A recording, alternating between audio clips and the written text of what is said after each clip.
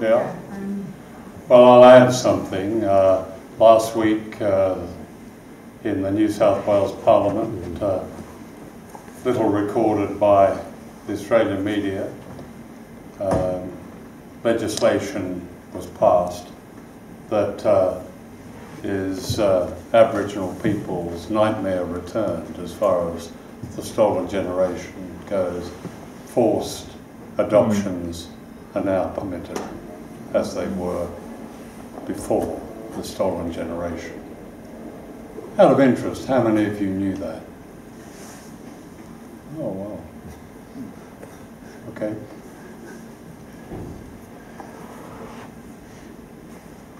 John, could I just ask you,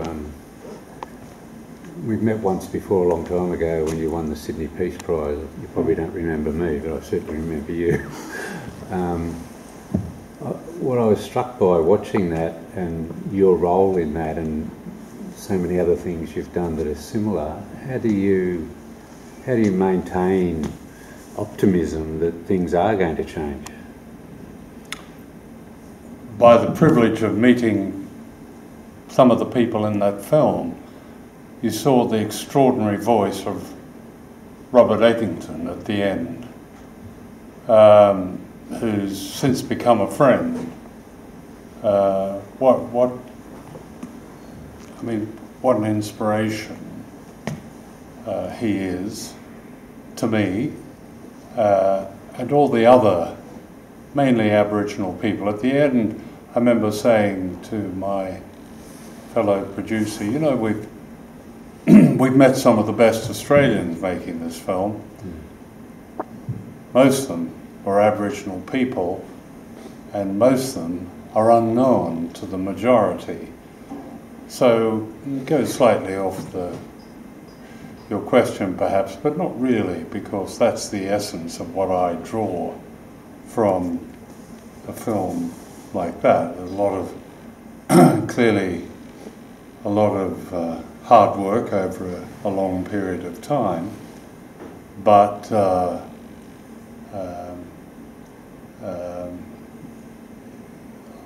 along the way I've met some and been able to give voice to some extremely heroic people, and people whose voice is very important. That partly answers your question. The rest, to answer it, we'd probably be here all night.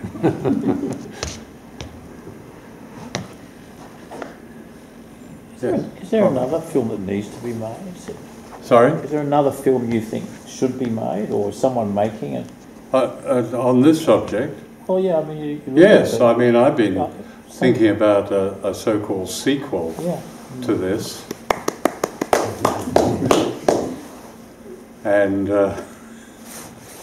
encouraged by Sabine regularly and others, crying out for another sequence, for a sequel, rather.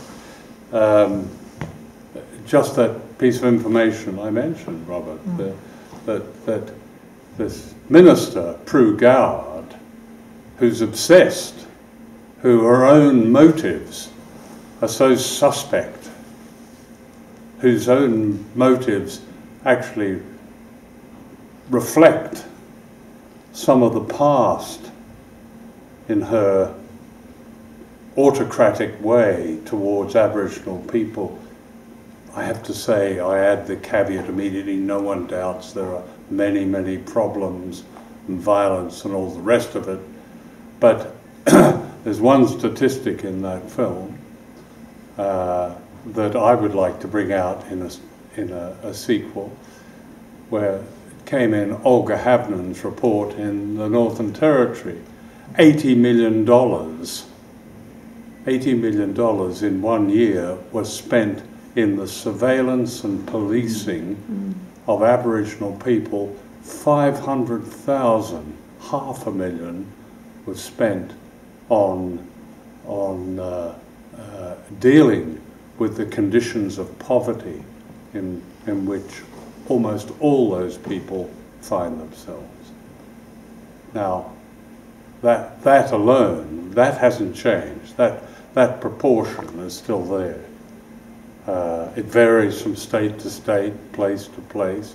But now we have on top of that a new stolen generations law that slips by, slips by beneath the radar of the tedious machinations in Canberra or something between people. So yes, that's a sequel. Just that issue is a sequel. Well, just recently, I think the last 2 weeks, Noel Pearson's program, which was an 8-year program, which is called a pilot program, and the Labor government in Queensland are actually defunding that on the basis that they will pull it back into government, I think, so government departments will take control of it. So it's like where you've got a sense of self-determination program where the community decides what's going to happen. So games are ripped away a bit and sort of pulled back into government control. And that's a Labor government. I can't quite work out why that would be even happening. Oh, the Labor governments on record are the worst. No, I'm not joking. If you want to put them side by side, they're the worst because they're the ones who hold out some kind of expectation, and they're the ones who betray, such as the Hawke government in the 1980s, with its Indigenous Affairs Minister Clyde Holding, promising land rights and so on, completely betrayed because the mining interests dictated that.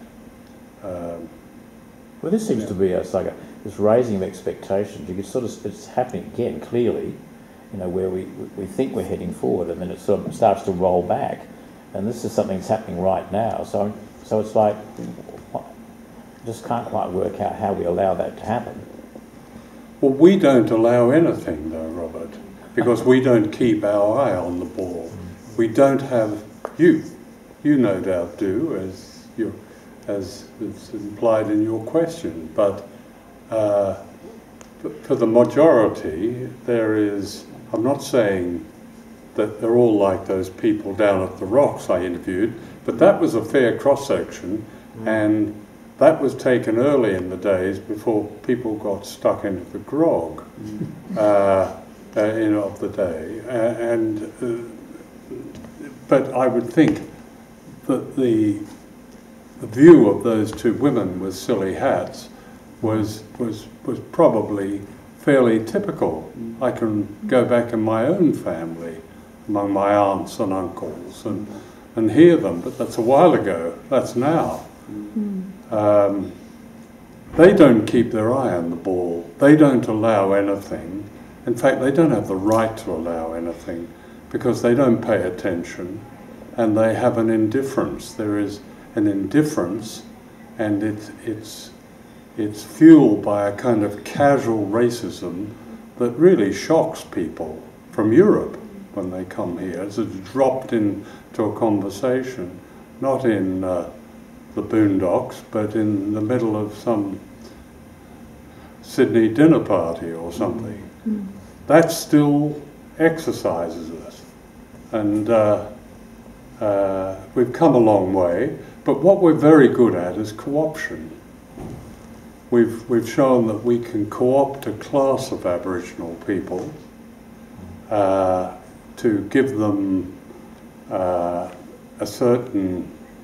allow them to join our class, allow them to join the class of administrators, of managers, of university, particularly in universities. That ensures, in many ways, and then we install them as gatekeepers themselves. I won't go into the detail of this, but that's a very powerful way of not keeping an eye on things. But then we've always done this, haven't we? And the native police, and we've used the people themselves. That's not liberation, that's co-option. And when I suppose I mention all this because the state of ignorance as such still in Australia about Indigenous people is really a shocking thing. People say they know, but they don't know. And even informed people who regard themselves as informed don't know. And I suppose the question is first, why don't they know? Before they can even think of allowing things, you know. I think it is a pity that the people who do know, good people, and there are plenty of those, caring people, they allow that. Why do they allow it? That's the question. But then Australia allows a lot of things. And retreats into saying where this is... I don't mean to take up, please, anyone else have a question, please do. But I was shocked, I'd forgotten when I saw it last time, that the ABC, which in a sense is sort of like the body that in a way should be breaking the silence or lifting the lid, is actually complicit. Oh yeah. And I found that quite shocking. Well, there you are. And then you start to think... I'm not, I must say. Well, that's an example of it, but then you start to say, how often is that happening in other circumstances? And it's the whole thing. And then you start to get very dispirited, and you start to think, oh my God. Well, there's no point in beer, but my view would be there's no point in being dispirited. Keep going. Well, it's standing up to it, isn't it? Yeah. If you allow it, that's what's allowed. Those late line programs, there were quite a few of them, and one of them was given a Walkley Award. And I wrote to people like Tony Jones, who is complicit in that, and his reporter and others, to appear on the program, and of course they didn't. The ABC wrote back and they said they'd give me a statement. I don't carry statements. Are there any other questions? There's one up there. Yeah, we were just talking about the paedophile rings and the propaganda of the government towards that. In June 1987, 4 of us, 2 couples were in Hernesville, in Northern Territory, when they actually raided that town.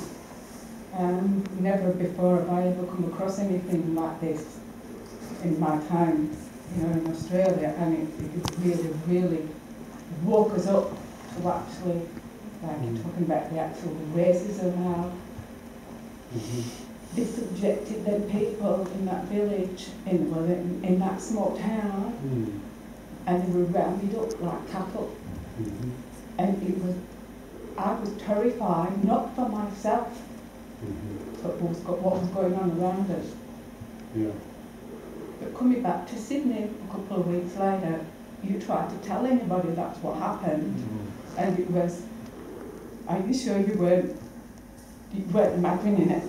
And these people were in compounds. They were shooting in compounds with two barbed wires and electric fences, and you had to be there to see that. And why were they rounding them off? It was the raid. It was the raid on the paedophile rings in the areas. So this was the time of the intervention? Yes, was it? that's right. So I see. Okay, this goes back that then. was the second the 3rd week in June 1987. And the only sorry, you did say. Yes. 87. Yeah, and the only reason we were there is we'd gone to the Lutheran church, which was you had to drive through Hernesville to get through there, and we got caught in there for 4 hours in a van, and the police came round and said to the 2 men, our husbands, make sure your wives are covered up in the back of the car and stay there and don't come out until it's sorted out. And it was horrific. But yet nothing was in the papers. There was nothing, absolutely nothing. So when I'm watching that, and you think, why would they do that? Why do they do this to people? It's oppressing them, the pure, like I say, the racism of human being like this. Why? It's horrific. I must give I don't know how to deal with it yourself, seeing going out there, seeing it all the time. it's hard to deal with, you know, when you see it. Yeah. But Yeah, well, what you saw it was doesn't then exist back when you in see it first hand. '87 was not uncommon, and Aboriginal people today will tell you about the police who just simply shoot Aboriginal people, and you have in Western Australia recently, I think,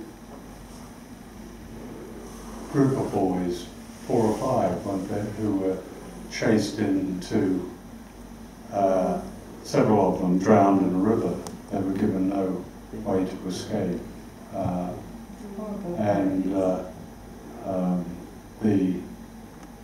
That footage in the Darwin lockup is not unusual. You will go to, you can get hold of that footage in inquest after inquest. So, but they don't seem to be accountable for it. In the interview with the female that you were interviewing in Western Australia. yes, the former minister. Yes, she had a kind of almost a gormless admission to everything. Yeah, it's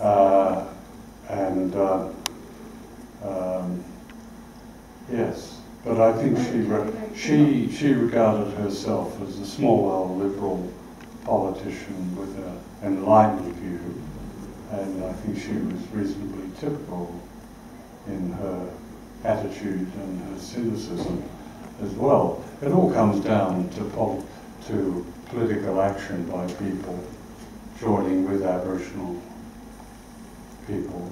Aboriginal people themselves are doing an extraordinary amount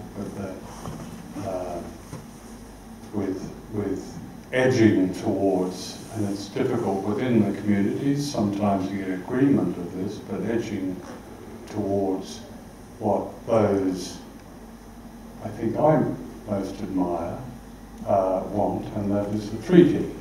But a treaty that really is not simply asking for something, but renegotiating the whole relationship. And as land rights do, that then lifts Aboriginal people out of their subjugated state, and it has such a psychological, or would have such a psychological effect. You can see the effect it had in the only part of Australia that got land rights, and that was, or limited land rights, and that was Northern Territory. That's why in the intervention they had to suspend them. Yes. But in parts of the Northern Territory, there was the sort of almost visible elevation of political confidence among Aboriginal people. But it was so limited, it was circumscribed almost right from the beginning. So, yeah. Question up the back there. They seem to be very,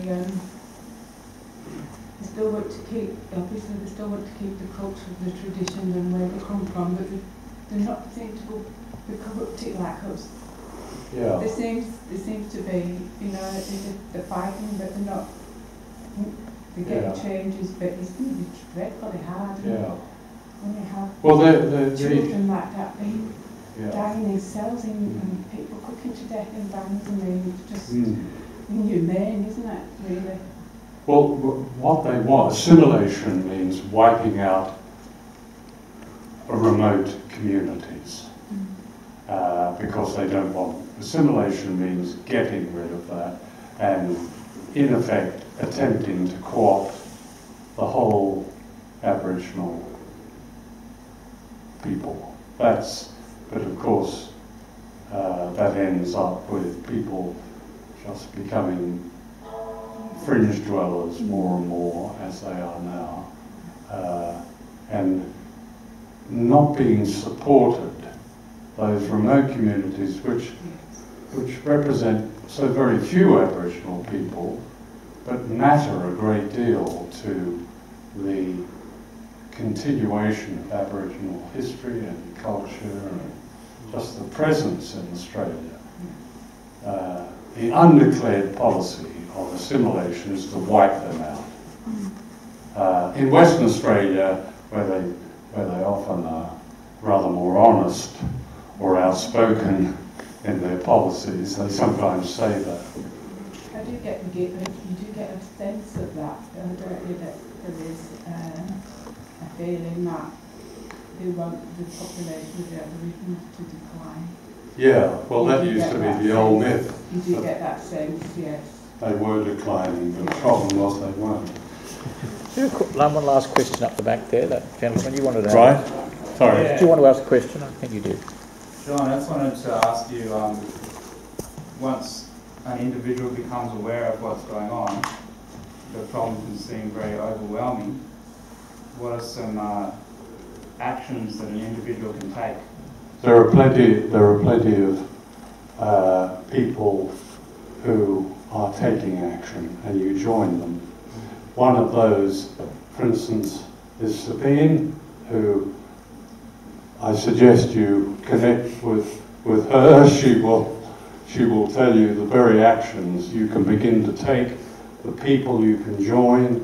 Paddy Gibson, who was in the film talking about the new stolen generation, he's also a comrade of Sabine's. They are part of an organisation called Sticks, which has done some extraordinary activism and raised our awareness. You can't do it individually. You can do some things individually. I think deciding to do it is the best thing you can do individually, but then we always achieve things collectively, best collectively, don't we? So there are, that's one organisation, Sticks. There are others. Also, deaths in custody are really good. They still do amazing work, really important work. Yeah, Really definitely. keep it up. I'm not sure where they're constituted now, but Google it. Well, Sabine, you want to say something?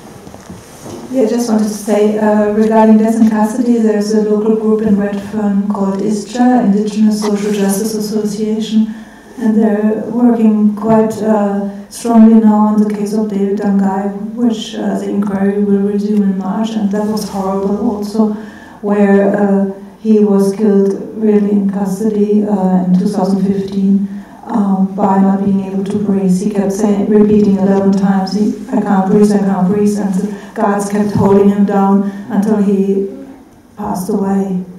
And that was shocking. There was footage that was shown in court. It's available on the internet. I would encourage people to watch those things and to really help raise awareness and join other groups like myself, like John said. That's really important because the intervention is still going on. It's now called the Stronger Futures up in the Northern Territory. But there's no interest anymore. There's really a lack. There's a silence in the media. Other people, other groups, they're not interested in really being active on it anymore.